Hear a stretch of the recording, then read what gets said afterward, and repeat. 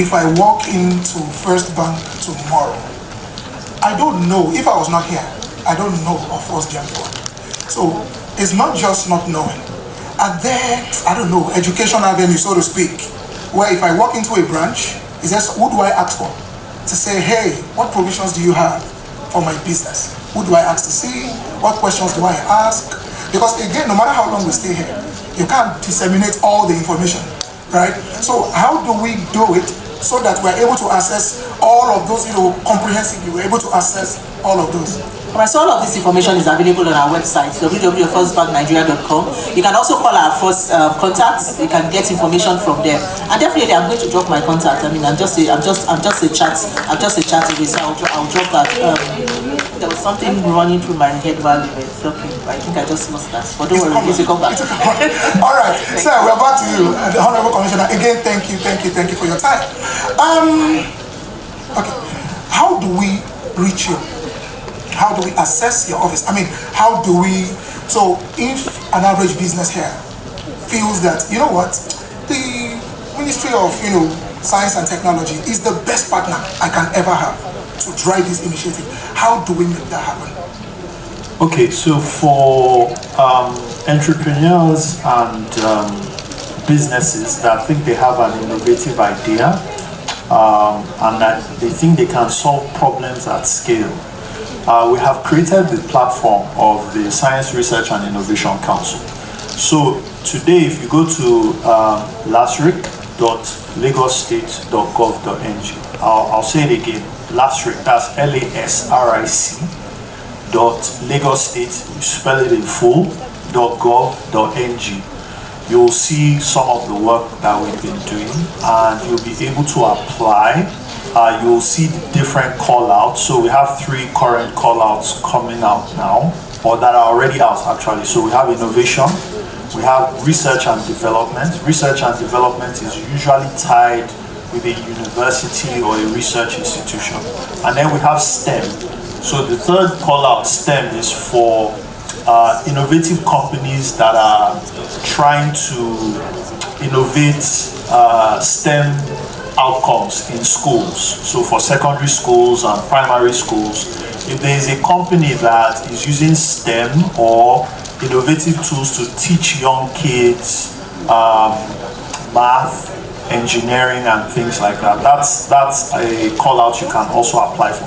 So that platform is there. So when you apply, usually we have a system at the back that weeds through all the applications, make sure that you fill all the criteria. And then after you scale through that first hurdle, you get called to an interview, so an investment panel. So we have an investment panel. They will interview you, see if your business is ready or your startup is ready for prime time. Once you pass that hurdle, you get awarded. Now, if you are very, very promising, then you go through another pipeline and you go through another investment committee. That one is by invitation only, right? So it means that you are really, really solving problems at scale. So that's the primary way that you can reach us, and we've created this platform. That the investment committee, the council members of this platform, they are mostly from private sector, right? Because we don't want it to be just a government thing, and we are the ones. No, you have, I can mention some names: Mr. Toby Davies, Iken Dillon, who is CEO of FutureSoft. She's also on council. Aurel Lua from Women's in Tech, and so on. So these are the people that will look through your applications, that will judge them and see if you qualify for the grant or the. And then if you have any questions whatsoever concerning any of that, you can send an email to lasriccouncil@lagosstate.gov.ng, and then they will be able to address any issues you have. Now, if you want to solve problems for government, that's usually a higher bar, right? Because, for instance, if say you want to digitize government processes, for instance, you have to be on the level of, you have to have solved problems for hundreds of thousands of people, because you are dealing with a a state of 21 million people. So your platform must have been put through its paces before you can get into that, and that's another long list of things. But I think for the audience here, the links and the emails that I've given will suffice. So let's just follow up on that.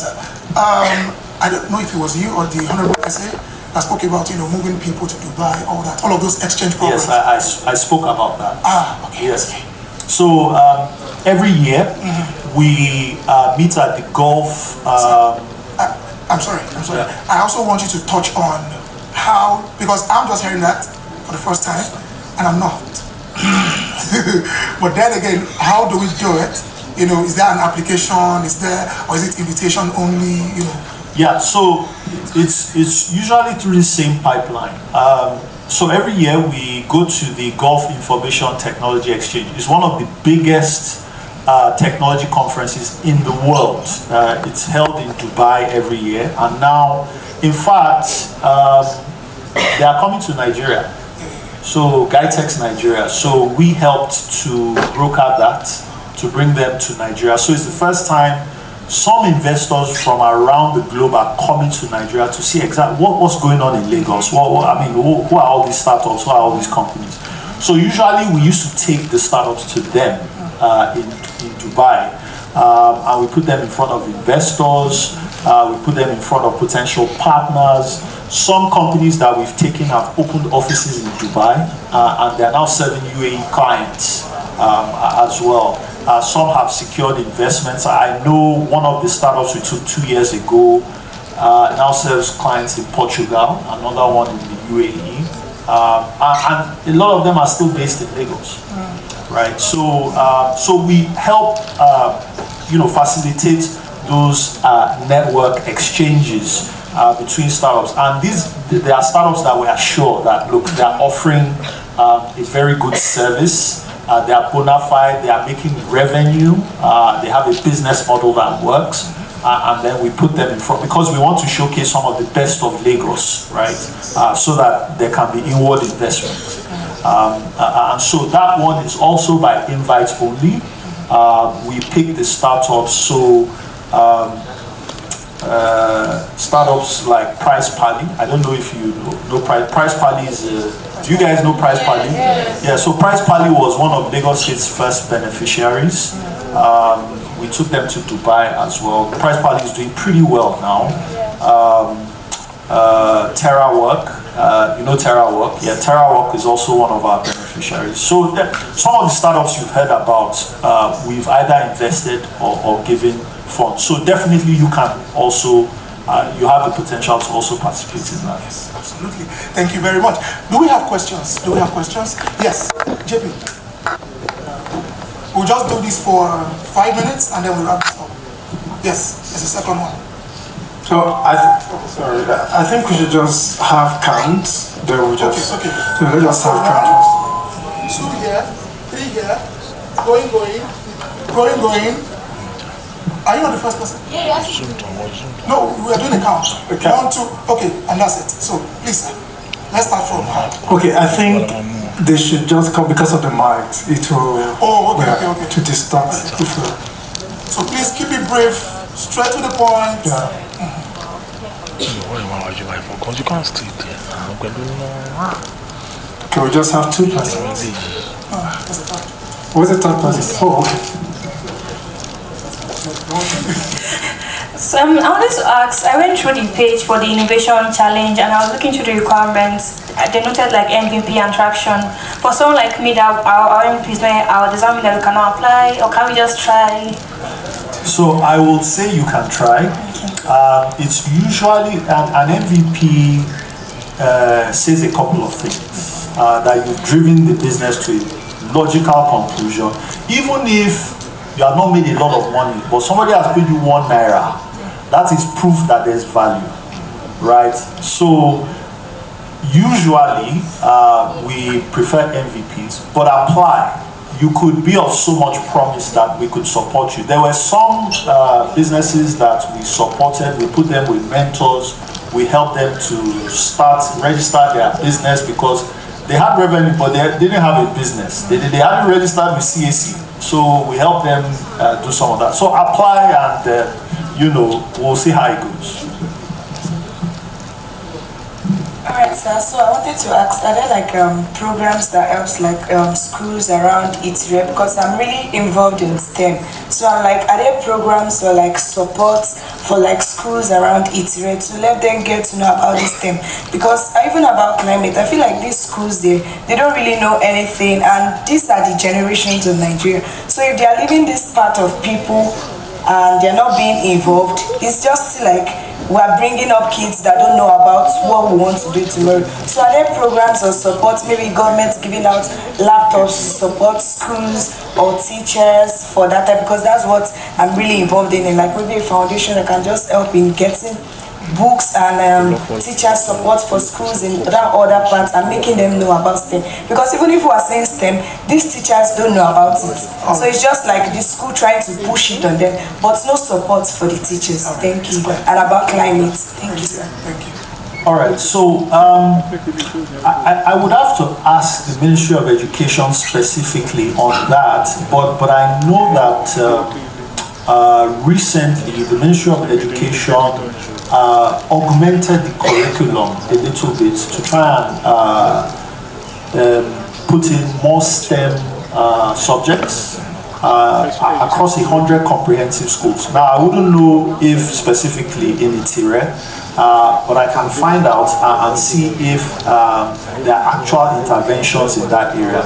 But today, what the Ministry of Education is driving at is more computer labs for the public schools, and then specialized programs, after school programs for coding, robotics and things like that. And I think that is in the process now. I think it will reach Itire. I'm not sure when, and I'll have to check how many public schools, but it's going to be mostly around public schools. But there are way more private schools in Lagos than there are public schools. So if there are any special programs, I will communicate through you, but I wouldn't be able to say now. What I know now is that the Education Ministry is augmenting the curriculum, more computer labs, more laptops or more computer desktops in the public schools, and that will come over the next couple of months. Thank you. Can we appreciate the Honorable Commissioner for his candor? If you observe that, candor. Thank you, sir. Thank you.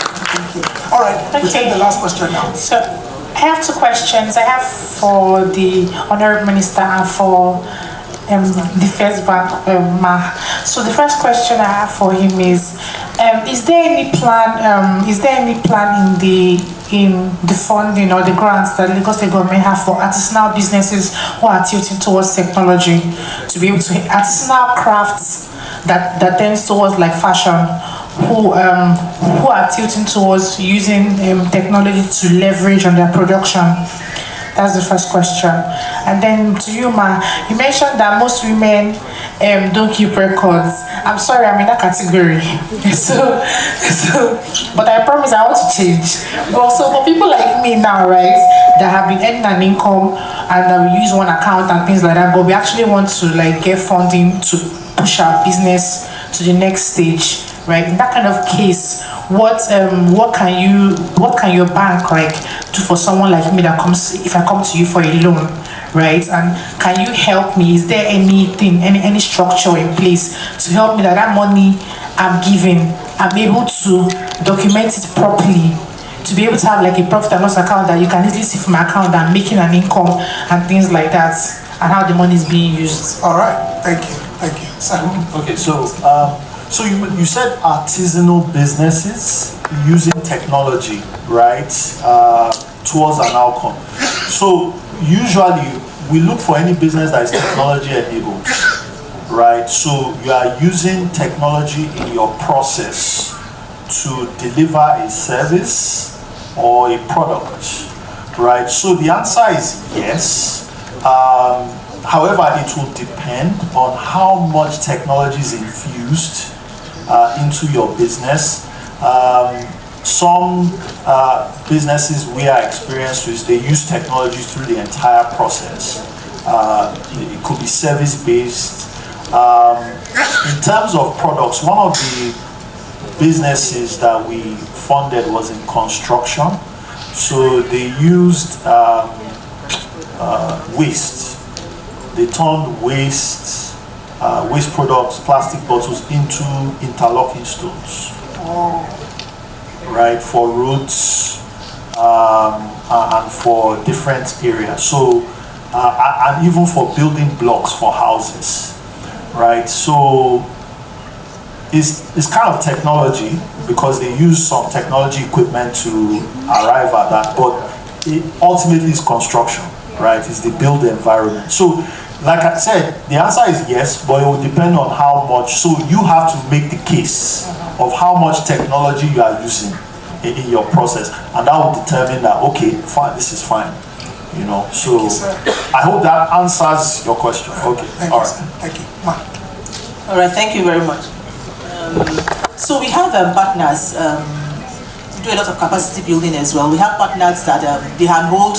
I mean, they handhold the entrepreneurs. I mean, they take you through. They tell you how to keep your books and all of that. They don't just leave you. I mean, they partner you. What will I say now? They pair you up with somebody that has run that business for a long time. One of such is the Eloy Awards Foundation. You can go and look it up, and then they'll take you through how to keep good records. We also have trainings from time to time. We also have what we call the SME Connect platform, where you can go on, and then you have a group of like-minded individuals on that platform. So people are able to exchange ideas, they're able to tell you how they do things.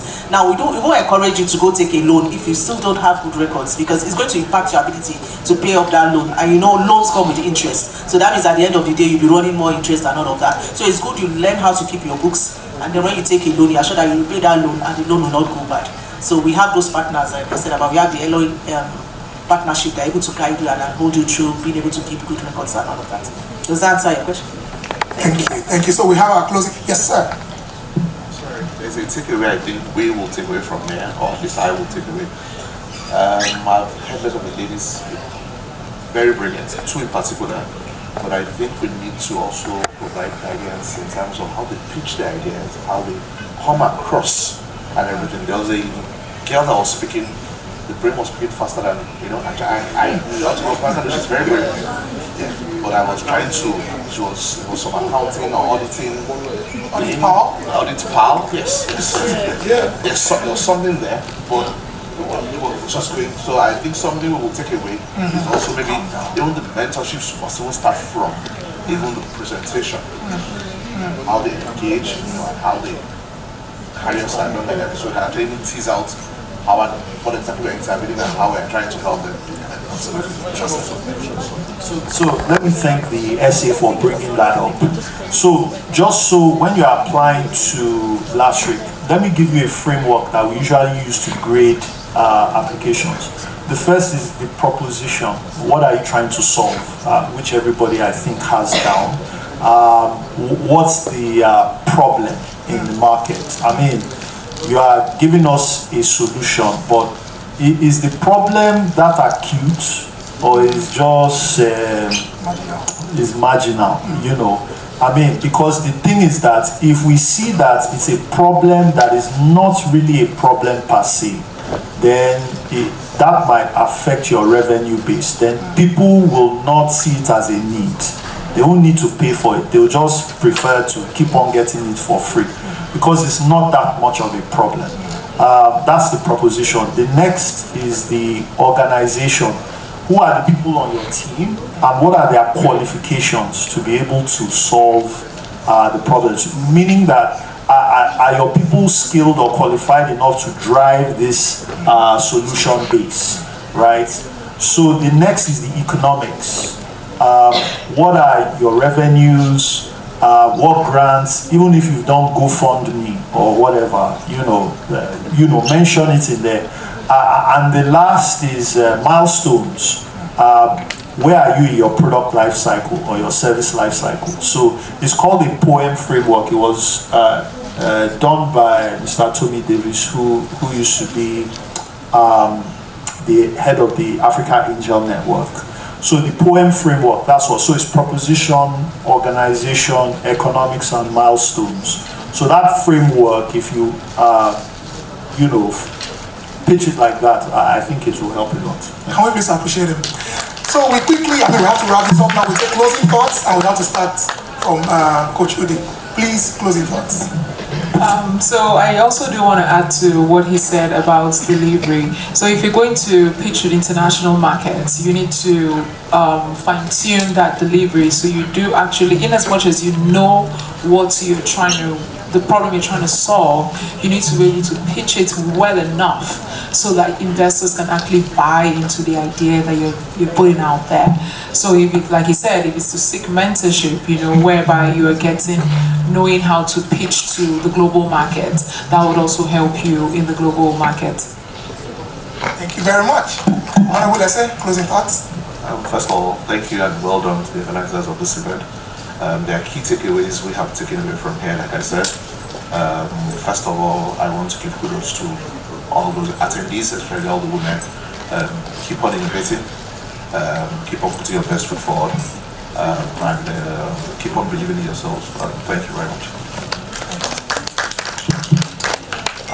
It was great to be here. I think if there's one thing that I want to tell the women here, and having worked with both men and women in technology,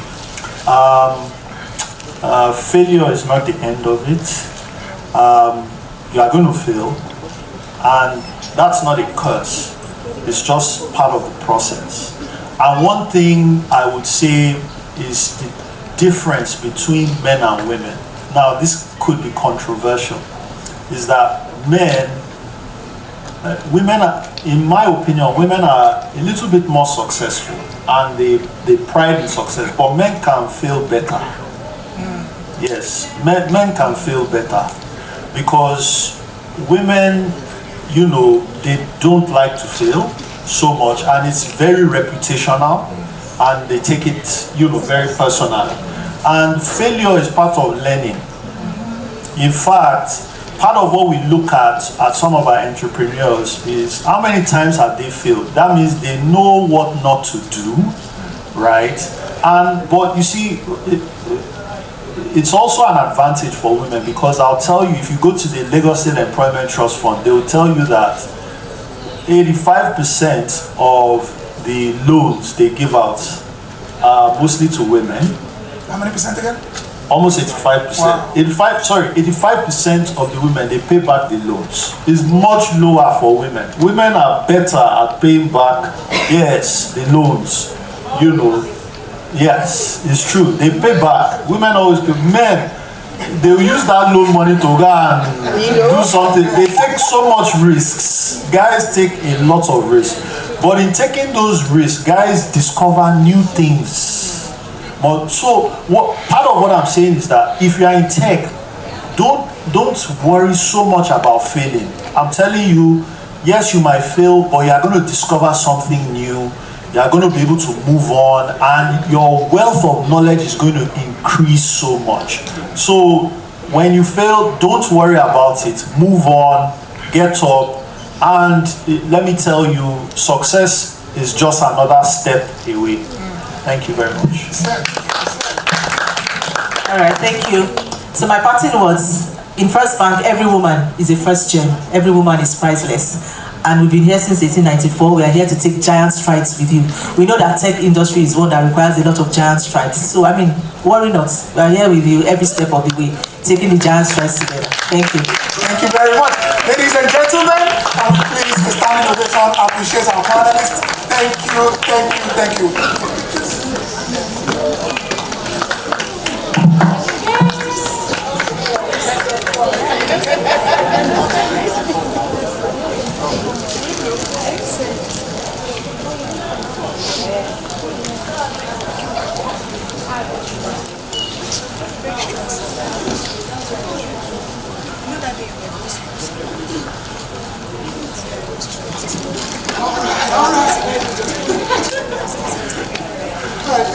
Okay. We are prepared for the world.